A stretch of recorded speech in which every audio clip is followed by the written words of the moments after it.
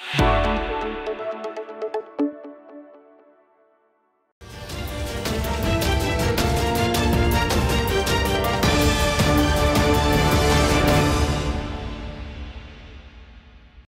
again, everyone, and welcome to another edition of Silver Bullion Television, SBTV. I'm your host, Patrick Vieira. Our guest today is Vays, a well-known blockchain Bitcoin consultant and professional derivatives trader. Tone has worked on Wall Street for almost 10 years, starting as a risk analyst at Bear Stearns. He is now an independent content creator on his website, tonevays.com, and his YouTube channel. He conducts workshops on technical analysis across market types like Bitcoin, stocks, indices, and commodities, and more information can be found on his website. We're delighted to have him here today as our guest. Good day, Tone, and welcome to SBTV. Thank you for having me on. Looking forward to this. Tone, I read your bio, and it said that you had studied both math and geology in your undergraduate courses, and I find that pretty interesting. Yeah, pretty interesting in that we just had Mickey Fulp, a geologist, a couple weeks ago. So I think I know who that is. Yeah. I think I follow him on Twitter. Yeah, he's a great guy. Really, really colorful guy. But yeah, I remember I messaged him like 2 years ago. I never got a reply. Okay, Mickey, if you're watching. Mickey Fulp. No. I follow. He's like the only geologist I follow on Twitter. The mercenary geologist. Mickey, if you're watching this, get in touch with Tone, huh? He's been waiting for you. Yeah, so the reason why I liked Mickey was because, basically he's like a geologist and he's like a finance guy. Yeah, he is. Yeah, absolutely. So I think. So that's perfect. That's like exactly the same background as me. Yeah, I was just going to say, I think there's a few things you have in common, but I'm wondering if the geology understudies, do they still come into play for what you do today? I mean, for instance, are you mining anything with that understudy? No. It doesn't help me at all, other than when I talk about how man-made climate change is ridiculous, at least I have a degree to kind of back up that statement, you know? Like, at least I sound more credible when I talk about stuff outside. Look, my expertise is trading, okay? My second expertise is general finance and economics from my experience in my job. But anytime I sway away from that and I start talking about, gold and silver and climate and some of these things, people are like, well, Tone, you're not qualified to talk about climate. Go back to what you do best, which is trading. And I'm like, well, actually, I have a degree in geology.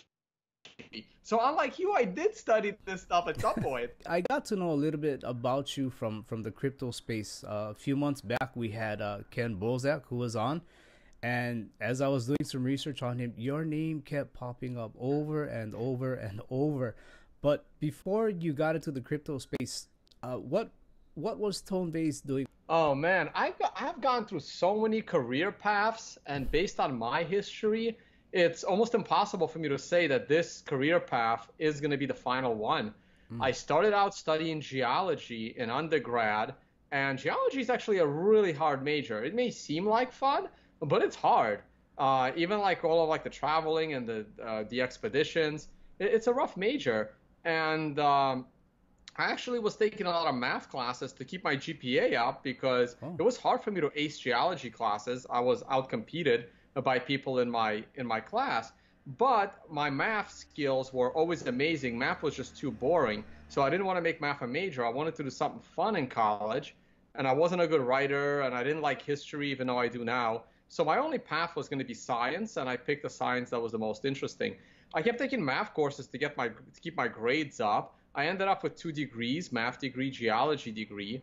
I wasn't a good enough geologist to go out into the field or go run, a gold mine or an oil mine. So I was a high school teacher for a year. I didn't like that at all. Wanted to go to grad school, and I wanted to make some money. I was tired of being broke. My parents were immigrants in America. I was broke all throughout my high school days. Wasn't a rich kid. Didn't get my first car. My first car was a 1989 Buick. It was like a 1989 Buick car, something like that. It's something really, really old. And so I wanted to make some money. So I went and got a master's degree in financial engineering because I watched my dorm mates and my college friends that were finance majors get really, really good jobs out of high school. out of college, and it was at the height of the dot-com bubble as well, so that probably helped. I went out, got my master's in financial engineering, and it took me a couple of years, but I eventually found a job, and that first job was at Bear Stearns. Wow. It was the Bear Stearns risk analysis unit from asset management, and we were building risk models. I was doing that for about 8 or 9 years throughout several companies. I was around for the Bear Stearns collapse, transitioned to JP Morgan, a couple of other companies on Wall Street. And throughout that time, what interested me personally was trading. I decided to quit my job and become a full-time trader, while at the same time, my hobby was Bitcoin and going to Bitcoin events and starting to speak at Bitcoin events and appearing as a guest on YouTube shows like your own right now. And there was enough demand for me to start my own YouTube channel and create content and educate people about trading, because so many people in the crypto space started trading with no experience. I found a niche for myself, educating people about trading, while my priority is to evangelize Bitcoin and make sure people understand the technology. So my trading full-time was actually cut short to about 1.5 to 2 years, from about late 2014 into 2016. I was trading all kinds of stuff. I consider myself an absolute expert in options trading, equity trading in general, futures trading, like futures day trading, even traded crypto for a little bit. But now I really enjoy traveling the world, speaking at conferences, doing my daily YouTube videos, running workshops, teaching people how to trade. And my own trading, not much time for that other than in my retirement account. And I'll always go back to that. You know, if I'm tired of the public life, of the YouTube life, opening my own trading fund, family office isn't going anywhere. So I put that on hold for a minute. Moving up to 2012, Ron Paul ran for president, and I understand that you supported him. What attracted you to support Ron Paul? It was the libertarian angle of it. Around that time, right after the 2008 financial crisis, and again, I was new. I came into, working on Wall Street, and the 2008 financial crisis hit me in my second year on the job. Wow. And when it was all over, that's when you start looking into it. Okay, so what actually happened? How can you protect yourself from this upheaval happening in your economic world of your own life? And that slowly got me thinking about Austrian economics, which brought me to the libertarian philosophy, as Ron Paul was running for president at the time. And there weren't really too many good candidates back then.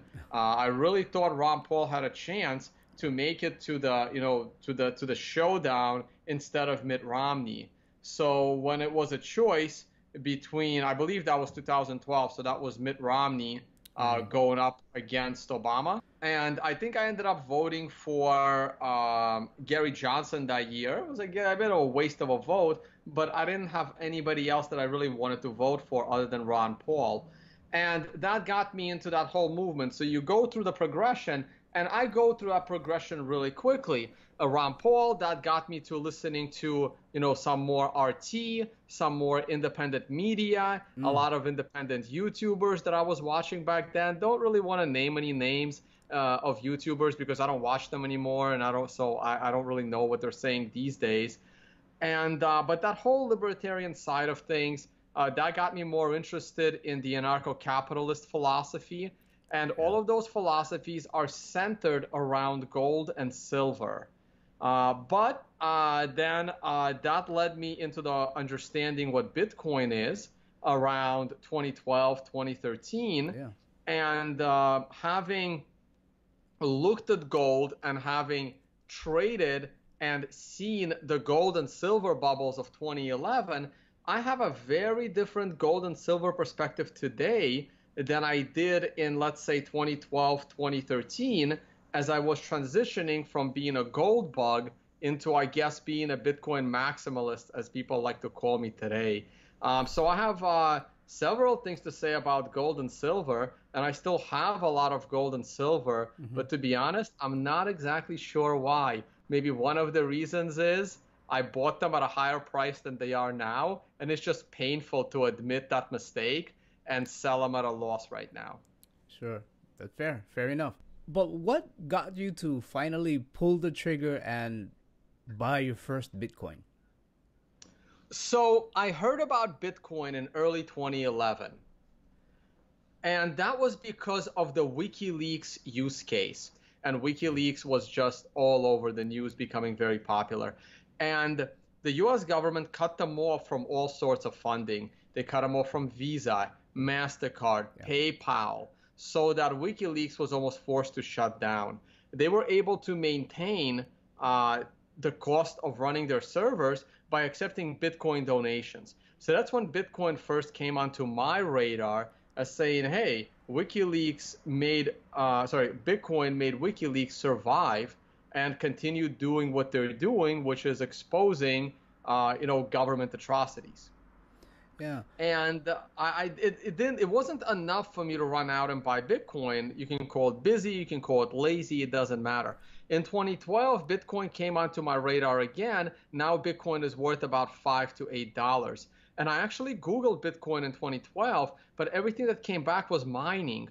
And I was busy. I was working my Wall Street job. You're working 8-9 hours a day. I'm commuting to work for like an hour because I didn't live in the city. I've always lived a frugal life. I never really splurged. I never bought that Manhattan apartment, spending all of my salary on an apartment. So I always lived a little bit in the suburbs. So you have the commute time, you have the work time. Again, back then my hobby was playing sports. I was an avid volleyball player, played on a bunch of Division A club teams, like local ones, played, when I was younger, worked out a lot, used to go to CrossFit, and lost all my muscle. That's what Bitcoin does to you.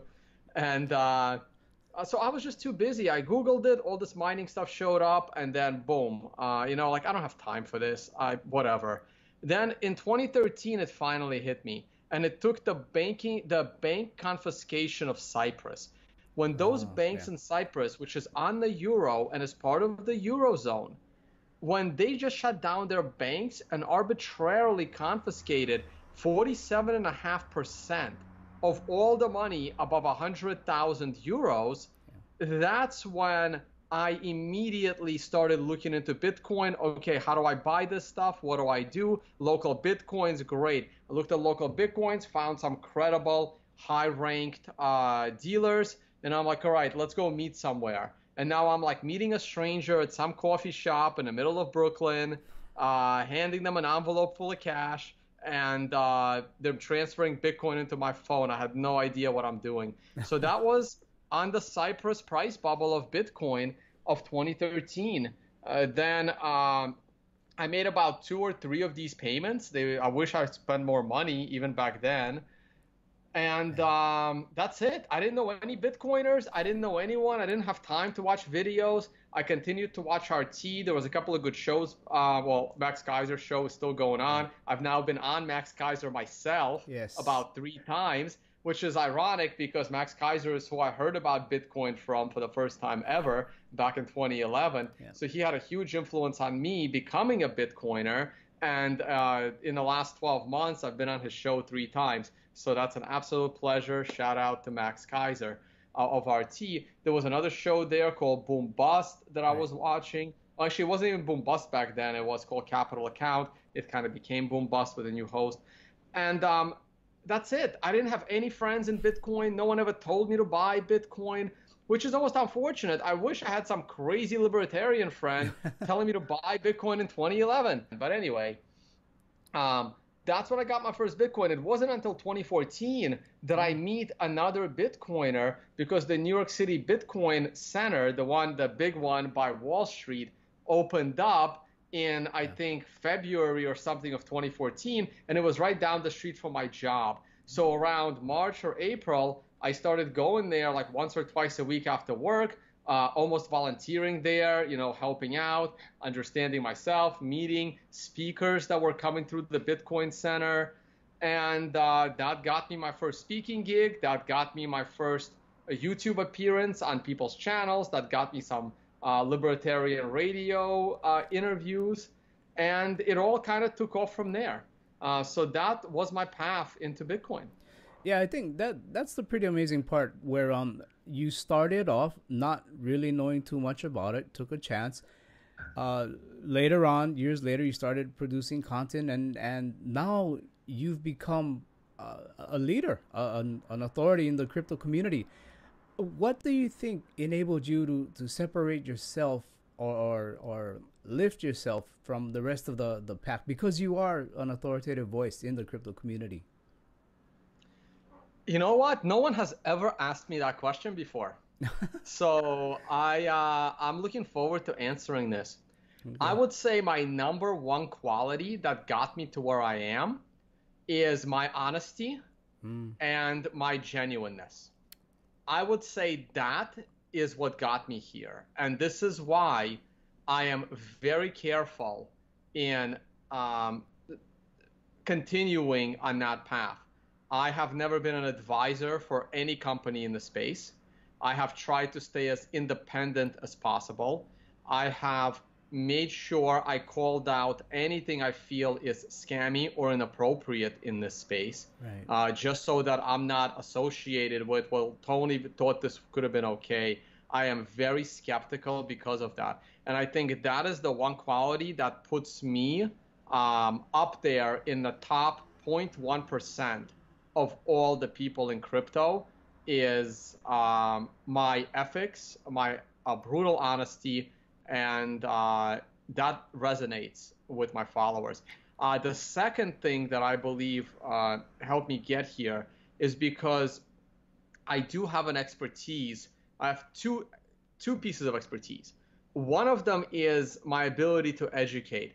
I started out as a high school teacher and then I was a college professor, Wow. and that's always been a good skill of mine. In college, one of my jobs has been a tutor. I have lots of experience in educating and explaining complicated things to people that are challenging. I've taught at lots of remedial schools. When I was a college professor, I didn't teach at some prestigious university. I used to teach high school dropouts as they were getting their GEDs. So the ability to explain complicated topics in a simple way and my 15 years of trading experience allows me to educate people about trading and become more responsible traders. So along with my ethics and brutal honesty in the general space, I do have an expertise in both teaching and trading, and that goes a long way because a lot of Right. people that are good at X aren't necessarily good teachers of X. And you see that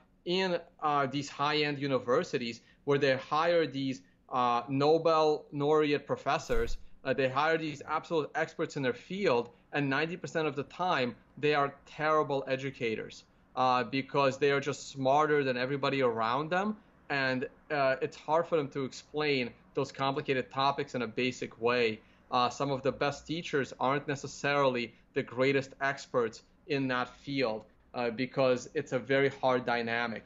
And being able to bring that dynamic into the world of trading has allowed me to become one of the top, you know, I guess, educators of technical analysis and trading in this space. And on top of that, I am dealing with a very novice trading space. I teach these trading workshops. They're Mm-hmm. full-day workshops.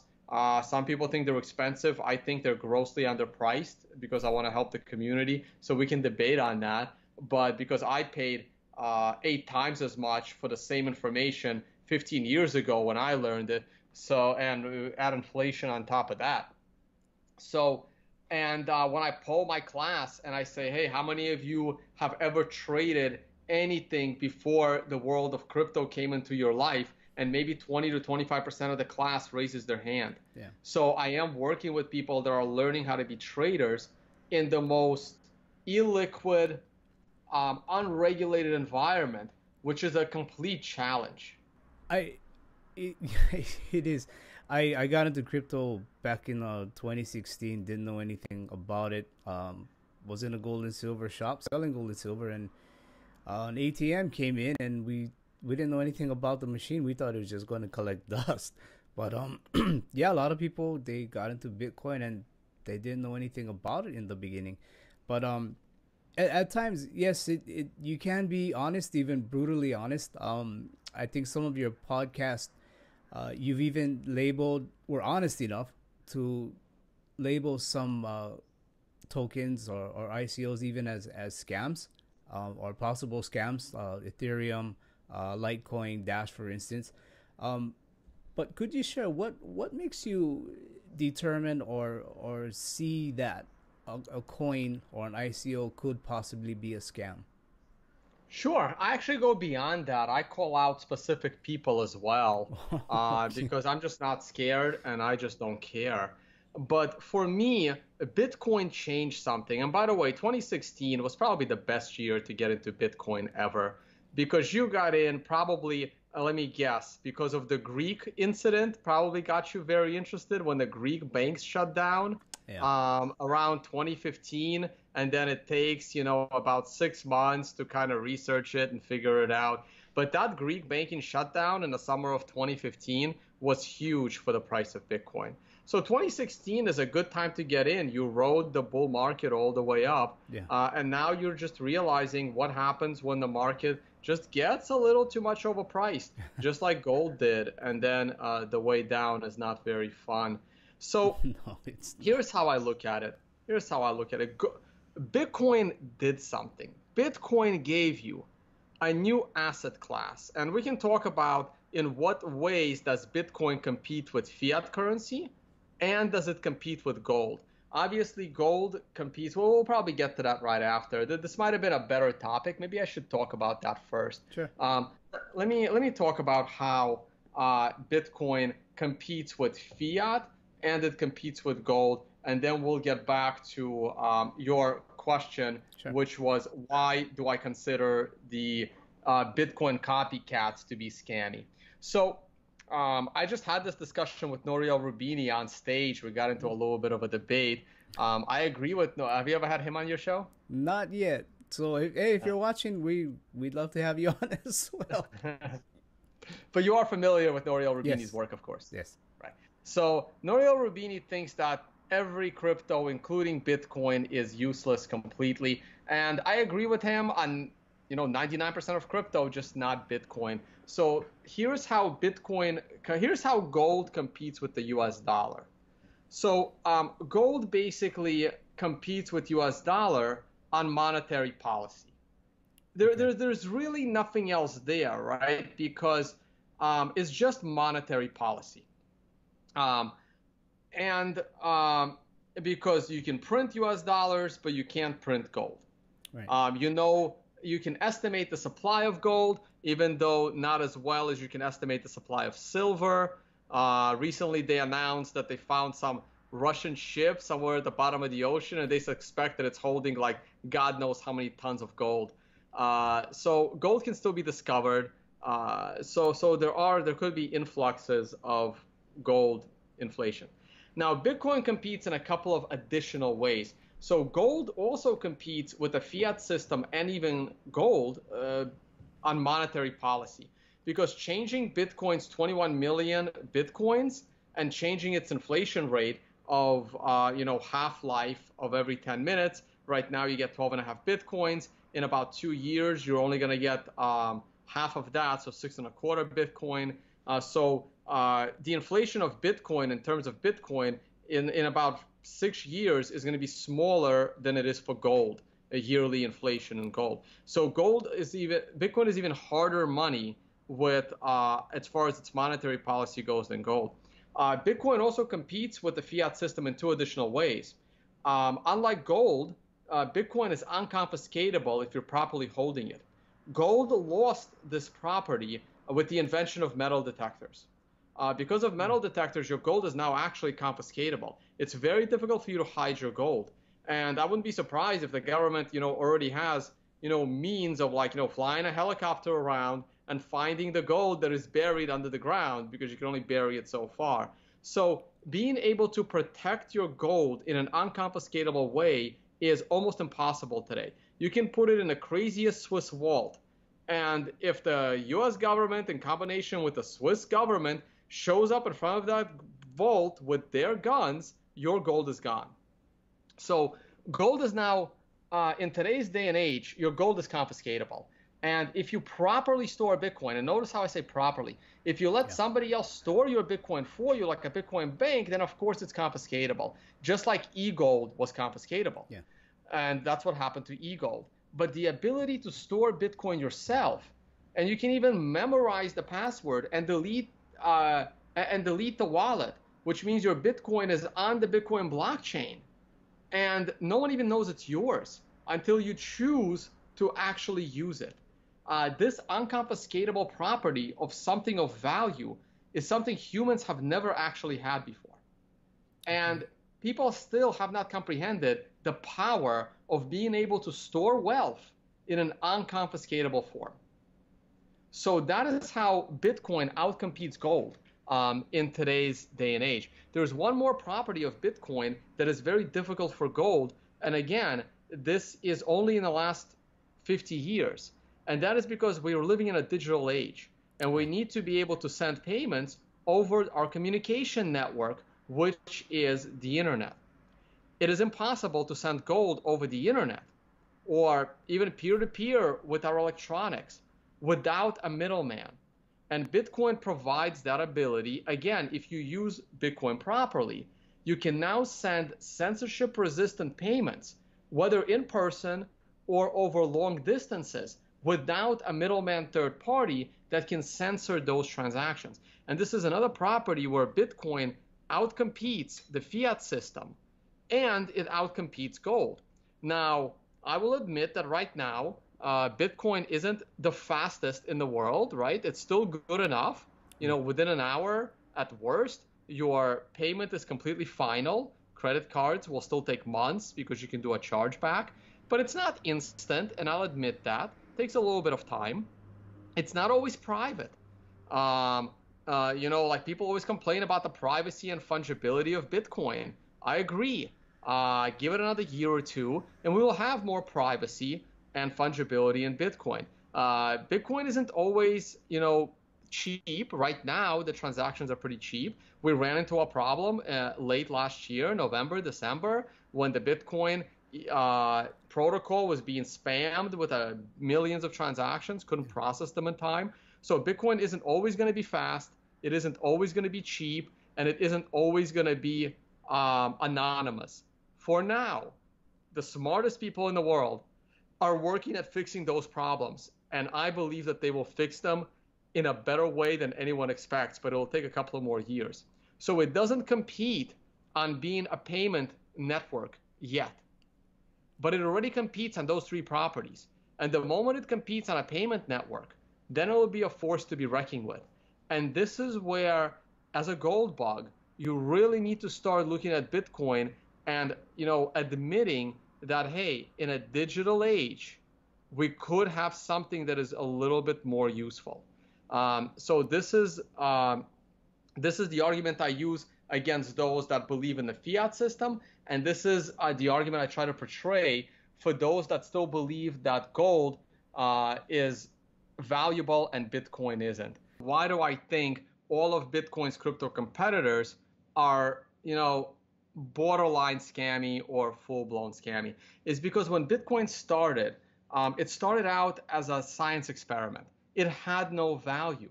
It had no value for over a year and a half of its life in the beginning, maybe more. That's how you end up with all of these hard drives full of millions of dollars worth of Bitcoin in the dumpster. And a lot of the people early on that joined the Bitcoin ecosystem did not even stick around, and they did not get rich. Only very, very few people saw it early on and were able to capitalize on that. Satoshi himself, like some of the first earliest people, Satoshi Nakamoto, Hal Finney died years ago, and I don't know how many Bitcoin he had. Hopefully they got passed on to his family. Satoshi never spent any of his Bitcoin, and he just disappeared, assuming it's a he and not just a group of people. So you can't replicate that. Like, people don't understand that you're dealing, the premise of Bitcoin is that it's decentralized, censorship resistant, uncontrollable, global value transfer, currency, money, whatever you want to call it. But the only reason why those properties exist is because it grew up that way. Every single crypto that was ever created after Bitcoin did not have that upbringing. It was created by a known person that had to advertise it. That person, along with a small group of his friends, or along with the first batch of people that latched on to that copycat of Bitcoin, were always in it to get rich. And some of them are more honest than others. Like Litecoin or Monero, for example, were fairly launched as proof of work. They still have their leaders that have lots of influence, and they still have people that joined them early on with always an expectation of profit. And that didn't even happen to Bitcoin. But after those first few, everything else have all been for-profit companies. Even something like Zcash that promises to be, a more anonymous currency. It's a company. It had founders that are now being paid back from the mining reward. Something like Dash is a company. It was insta-mined by the creator of Dash, who printed himself 20% of all the Dash that would ever exist. A lot of these set these up like the old system of interest rates. Like the beauty about Bitcoin is that no matter how many Bitcoin you have, you don't have the ability to print yourself more Bitcoin. But if your system is proof of stake, which is what Ethereum is dying to get to, then the more Ethereum you have, the more Ethereum you get to print for yourself. How is that innovative? How is that a neutral, censorship-resistant value transfer?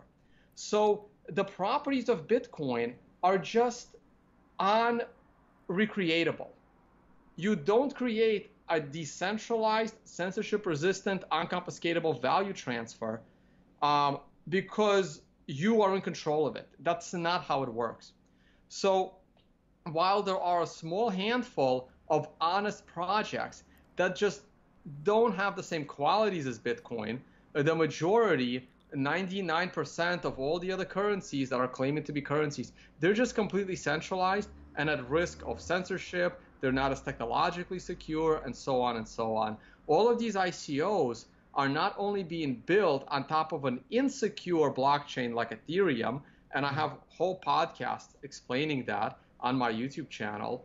They themselves are simply unregistered securities, in my opinion, trying to finance their companies. There's no innovation in the fact that you are able to now finance your idea from unqualified investors because you promised them some dream that you can't even deliver. So I am very critical of every project in the crypto space that is soliciting money from strangers. And so far, out of the 2,000 ICOs that are around, and I've personally investigated or looked at maybe 200 to 300 of them, I have only been able to find two that I find very difficult to critique out of the 200 to 300 that I've Googled. And it only takes me about 10 minutes to say, oh my God, this is like scammy. And I've only found two where it's hard for me to I guess, criticize them, other than the fact that they're being built on top of an insecure copycat of Bitcoin being Ethereum. So that's my track record so far. Obviously, I can't look at them all, but to me, all of these promises of these ICOs, you can compare them to the dot-coms of the 90s. But again, I'm comparing ICOs to the dot-coms in terms of companies. If you're going to talk about the underlying blockchain protocol, then I'm comparing the internet itself to be Bitcoin. And just like we only have one internet, I believe we're only going to have one public blockchain. All of these ICOs, some of them may succeed as companies, but if they don't go to prison for creating or they don't get in trouble for doing securities fraud, so some of these ideas may be viable, but they'll have nothing to do with crypto. They'll just be companies. They'll convert those ICOs to actual stock or something else, but they're not currency. There is a reason why Amazon points are not currency. right? There is a reason why you're not paying for your Amazon goods with Amazon stock, because Amazon stock is for the investors in Amazon. Amazon, the company, accepts fiat currencies because they want to separate from speculators in your company from users of your company. For some reason, everyone in the crypto space thinks that the only currency that should be accepted for their product is a currency that they made up and created out of thin air and is somehow valuable. It's almost like a businessman going into business and saying, you know what I'm going to do? As I start my business, I'm going to create my own language. And the only people that will be able to do business with me is if they speak my language. Now, this is the ridiculousness of that statement. And this is how I foresee all of these ICOs. And to me, it boggles the mind how the majority of the people don't see that. And this is how we get tulip bubbles, where people think that a flower growing out of the ground has some kind of a future value as a monetary unit.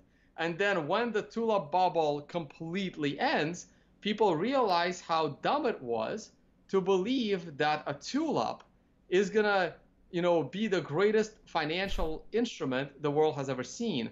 This is what's happening in my brain when I see these people creating their own currency to be used for selling their own product. Okay.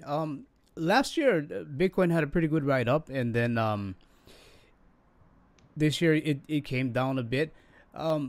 What do you see the future for Bitcoin as far as price movement, along also with adoption? Because if Bitcoin is going to come into play and let's say take the place of cash or be the currency, if people are just holding Bitcoin and it's never being circulated and everyone is speculating, how does it ever become cash, so to speak, or currency? Well, we can say that about gold, right? I mean, I understand that gold is down almost 50% from its peak, but an ounce of gold is still worth within 50% of the value it's ever been worth. And no one uses gold in their day-to-day transactions, right? Gold is simply a pure store of value. It's the store of value property that is absolutely critical. Do you consider Bitcoin to be a store of value at this juncture right now? Absolutely. I still consider Bitcoin an amazing store of value. Just because the price of Bitcoin got overextended to the upside and is simply correcting, the properties of Bitcoin I described earlier, being unconfiscatable, Yeah. and having some of the most hardest and most solid I guess monetary principles, monetary policy the world has. Those are all contributors to Bitcoin's store of value property, where the value of a Bitcoin should go up over time. As the value goes up, because people are treating it as a store of value, people will be more interested in spending that value, because now once you get richer, you eventually want to buy a nicer car, live in a nicer apartment, eat at nicer restaurants. So you eventually want to spend the money that you save. And right now, Bitcoin doesn't have the best tools for spending it, and not that many places are currently accepting it. And if the world started to adopt Bitcoin as a payment rail, the underlying Bitcoin technology is not yet ready to scale like that. So I am actually happy that there isn't mass adoption right now, because it's technologically not yet ready for mass adoption. It would need a couple of more years for mass adoption. And if we're technologically ready for mass adoption in 2 to 3 years, and Bitcoin has finished its bear market cycle and is now back to pushing new all-time highs, you can get that mass adoption at the perfect time when A, people are willing to spend it, B, people are very interested in it because they're watching the price go up, and the underlying layer is capable of technologically facilitating those transactions. So it all has to come at the perfect moment, because if the too many people start using Bitcoin before it's technologically ready, then people will get very, very mad at Bitcoin and will not even notice the store of value property. So the store of value property is still absolutely critical. And I did not sell most of my Bitcoin at as the bubble popped, and I've been talking about even lower prices since early January than the prices we are at today. When Bitcoin was around 14, 15,000, I've already been talking about a $5,000 bottom, maybe going as low as 1,300 at the low sometime next year. And I'm willing to hold through this bear market because my time horizon for Bitcoin is looking at 10 years out. That's when I'm going to indulge and splurge on all of the gratification of holding Bitcoin that I've been delaying the last 3 to 4 years already. Okay, so for mass adoption to take place, you're looking at the price of Bitcoin to go up, and you're looking at technology to go a bit further. Would that be correct? Absolutely. We can again go back to the NASDAQ bubble. The NASDAQ topped in March of 2000. The NASDAQ as a whole bottomed in 2003, I believe. The NASDAQ did not break its all-time high until 2015. Imagine that. It took 15 years for the price value of the companies on top of the internet to get back to the 2000 peak. But look at what happened to the adoption of the underlying technology, which is the internet, from 1995 all the way to 2015. So even though there was a mass adoption of the internet, the price utility of the internet did not get to a new all-time high till 15 years after the bubble popped. So there's a big difference between the underlying technology and the price, the fiat price value of that technology. Okay, would the excuse me, would the Lightning Network, is that part of the underlying technology that will help Bitcoin? Absolutely. The Lightning Network is the scalability of Bitcoin's transactions. It's just not feasible to be able to do Visa style, 1,000 transactions a second on top of the Bitcoin blockchain. It will be completely unusable. This is my argument why Ethereum has enormous scaling problems. It's almost impossible to run your own independent Ethereum node where you can process your own transactions. And being able to run these nodes is what keeps the system decentralized and prevent censorship. Now, you need to be able to do this with Bitcoin in forever. And you already are struggling to do this with Ethereum because Ethereum is just processing too many transactions. So the only way Bitcoin can actually scale if these transactions are happening on a layer on top of Bitcoin. Now, this layer itself needs to be as decentralized and as censorship resistant as possible, but it's still a secondary layer. Lightning is that layer. Lightning has a chance to give you scaling beyond what Visa can do. And it is being developed in a way that it keeps those decentralized properties where your payments can be even more private than on the original Bitcoin layer itself. They're a lot faster and they're a lot cheaper. And the smartest people in the world have been working on this for years, maybe a year and a half. And they'll be working on it at least another year or two before everyone is comfortable with that layer. It's probably one of the most complicated efforts in computer science today. Okay. The people working on it, are they working on it as a company or just a collective group of individuals? It's several collective groups, but they are in communication with each other so that the different Lightning implementations that they're building are able to communicate with each other. So, and again, this in order to keep it as decentralized as possible. So there's no one person in charge. It's just several groups. There's a couple of companies that were funded in order to make this effort, and the majority of the work is still done by volunteers. So they would join one of these initiatives and help them program it while keeping in mind that it has to be technologically compatible with other instances of Lightning. The reason this is done is so that if everything is a single Lightning implementation, then it's at risk of censorship and coercion by any government. But if you have multiple ones all over the world, then it becomes a lot harder to attack that distributed system. Okay. Going back to gold and Bitcoin, what's your opinion on gold-backed cryptos?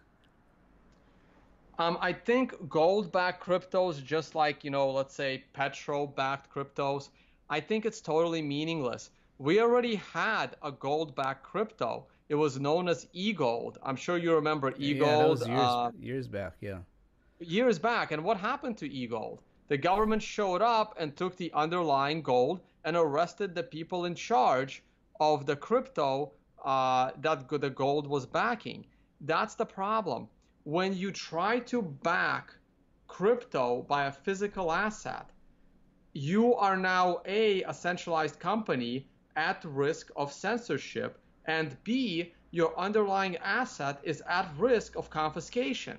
These were the properties that Bitcoin tried to eliminate. So backing crypto by anything physical, whether it's real estate, whether it's a natural resource, it doesn't matter. It removes the property that makes Bitcoin Bitcoin, and it makes absolutely no sense. Okay, yeah, you're really giving our viewers the hard truth, but it's always good to have a different opinion on things. There's been talk of Bitcoin ETFs. What's your take on those? So I go a little bit back and forth on the Bitcoin ETFs. I can honestly make the argument for, and I can make the argument against. Okay. So it's a real challenge. It's one of those. No, there's no good decision here. It could. It's really hard. Here's my argument against the Bitcoin ETF. I don't like Bitcoin being consolidated into a single honeypot where it could be at risk of confiscation, just like we talked about with e-gold and gold-backed digital currency. Someone has to store all that Bitcoin. And if the greed of Wall Street or people's retirement accounts and everybody starts throwing money into the Bitcoin ETF because they just want the price appreciation, that's a lot of Bitcoin that starts to get collected in one place. And that could lead to some to a little bit of loss of confidence. It's hard for me to believe in the decentralized, unstoppable Bitcoin if half of all Bitcoin in the world are sitting in one account under the control and the oversight of the government. So that is one of my concerns, my biggest concern with a Bitcoin-backed ETF. A non-Bitcoin-backed ETF is totally irrelevant. So we can have those. That doesn't matter. But even GLD is backed by real gold. So what kind of ETF are we going to have? Also, the government knows that they don't have control of the underlying exchanges that trade Bitcoin. So they're not really happy to create an ETF where they don't have oversight of the underlying price. And I have to agree with them on that because those markets could be manipulated and they're not very, very liquid and they're very fragmented. So for example, Apple stock is on the NASDAQ exchange. Like 90% of all Apple stock is on the NASDAQ exchange. Right. And you are trading it through your broker, whether it's Interactive Brokers, whether it's E-Trade, Scottrade, Charles Schwab, either way, they're just a broker. In the world of Bitcoin, you don't have a centralized system where all the Bitcoin sits. Each exchange is also the broker. And therefore, it's not very efficient. In order to have an efficient Bitcoin exchange, all the tradable Bitcoin has to be in one place. But that, once again, creates my nervousness that all the Bitcoin is in one place. So you can see how you can have very efficient markets, but in order to have very efficient markets, you are putting that Bitcoin at risk of confiscation. There's no right answer here. I don't know which one I would rather have, whether I would rather have an efficient tradable market or whether I would not want to risk the confiscation of 10 to 20% of Bitcoin, shattering the confidence of the currency. And I'm going to go back and forth on those all the time. My only argument for having a Bitcoin ETF is because there is a quasi-Bitcoin ETF on the books already. It's called GBTC. And you can trade GBTC in your retirement account through your broker or in your traditional account. And it was so poorly designed that it trades between 50% to 250% premium on top of the underlying Bitcoin price, while it's supposed to represent the Bitcoin price. So because the SEC screwed up and they already put an instrument out there for traditional traders, and that instrument is so inefficient, it needs efficient competition to right the wrong. So that is my biggest argument as for why we should actually have the ETF. Okay. Tom, before we wrap up, could you let our listeners know where they can find more of your work and more of your opinions? Sure. I am a pretty public person. I travel all over the world and speak at conferences. So you just want to keep an eye on my website, tonevays.com. I'll be putting a calendar up soon of all my travels. Also, my YouTube channel, I stream almost every day, sometimes twice a day, and all the information is there. So please find me on the Tone Vays YouTube channel. I'm pretty active on Twitter. Again, Tone Vays on Twitter. Pretty much everything. I'm going to start putting together my own conferences because I'm not really happy with all of the altcoins and ICO conferences that are around, even though I speak at most of them. And maybe not most of them. I speak at enough of them to notice. So I will be getting into that scene as well. But I'm pretty much Tone Vays everywhere. And if you look at my YouTube channel, if you look at my website, you'll find my email address if you need to reach out. But it's very rare that I reply back. It's just because of the whole influx of information. Yeah. Okay. Tone Vays, thank you very much. We appreciate your time, and hopefully we can do this again. Absolutely. Had a great time. That was Tone Vays, blockchain consultant and professional trader. For more information of his work and his views on the crypto space, please visit his website, tonevays.com. If you like this video, please hit the like button and subscribe to the SBTV channel to be updated on new content.